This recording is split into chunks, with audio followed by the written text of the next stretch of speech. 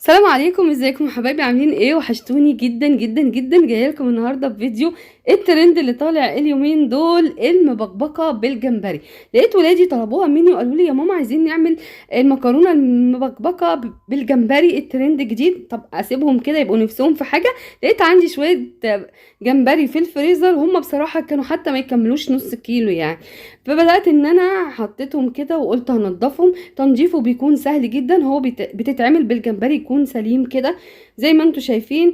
ببدأ ان انا يا اما بترفعي راس كده وبتسحبي كيس الرمل من هنا زي ما انت شايفة، يا اما بتعملي بخلة اسنان وبتيجي من نص الجمبري وبتفتحي فتحة وبتطلعي كيس الرمل. وفي فيديو كنت عاملاه بالتفصيل عن طريقة تنظيف الجمبري، هسيبه لكم ضروري في صندوق الوصف تشوفوه علشان تعرفوا الجمبري السليم ده لما بنعمله بيكون تنظيفه ازاي.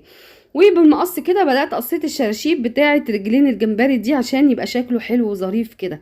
وهنا بقى بشرت بصلة على فلفل اخضر كده في الكبة زي ما انتم شايفين، تقدري تقطعيه على ايدك بس صغير جدا، ونص فلفلايه احمر ونص فلفلايه اصفر وفلفل اخضر كده زي ما انتم شايفين. وبتتعمل بالمكرونه الصغيره خالص دي. الصلصه بقى حوالي نص كيلو من الطماطم كده وبتعصريها.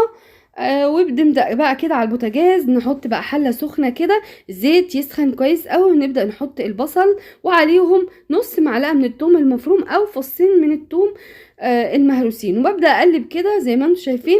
ومعايا بقى كده حتة فلفل احمر كده من الفريزر كنت شايلاه، بجيبه وبحطه في الفريزر لما بيبقى في الموسم بتاعه بيبقى حلو قوي. فلفل شطة، الشطه دي اختياري، تقدري تحطي شطه خضراء، فلفل اخضر يعني، او شطه حمراء زي ما تحبي، ده اختياري خالص يعني، ممكن الشطه الناشفه كمان. وببدا كده اول ما يتبلوا كده وريحه تطلع بحط كده الجمبري، يفضل يتقلب كده مع بعضه، بيغير اللون بسرعه جدا. انا ما فصلتش الكاميرا، هو هيوصل للون البرتقاني. والتوابل اللي هنحطها ملح وكمون، بس الكمون علشان الجمبري يا جماعه. وكمان ممكن تحطي بهارات لحمه برضو هتبقى حلوه، او بهارات سمك برضو هتبقى جميله. انا نسيت احطها بس عادي يعني، ايه هتحطيها تدي طعم رهيب روعه. كمان بقى اول ما غير لونه بدات كده في طبق جانبي وحطيت نقلت الجمبري كله اول ما خد اللون، عشان لو سبته اكتر من كده هيجلد بمعنى ايه، هيجلد ويبقى عامل زي الكاوتش يعني، ما ينفعش يتاكل. هو كده بيبقى خلاص جوسي والعصارة كده واستوى، هو ما بياخدش وقت خالص. كده الباقي كده زي ما انتوا شايفين في شوية روز كده من الجمبري اتكسرت، مفيش مشكلة بنسيبها.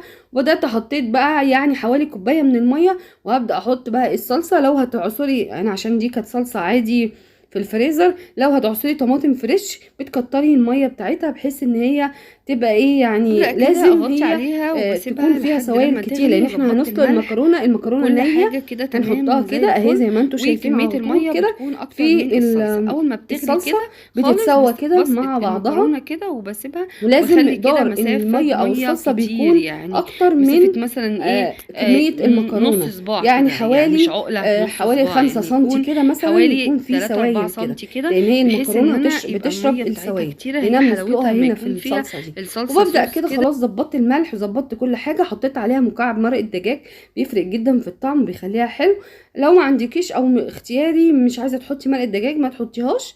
وببدأ كده خلاص يعني ما بتكملش 5 دقايق، وببدأ ان انا بتلاقيها استوت يعني. وببدأ احط كده الجمبري على الوش زي ما انتوا شايفين دقيقة واحدة، وبطفي عليها، هي بيكون فيها صوص كده زي ما انت شايفة، لان هي وبتتاكل سخنة، حلاوتها كده تتاكل سخنة. بصوا التقديم بجد رهيبة، اللحظة دي يعني خطيرة. اللي على الوش ده فلفل الوان بيديها شكل وطعم جميل برضو، لان الفلفل الالوان فيه تسكيرة كده حلوة.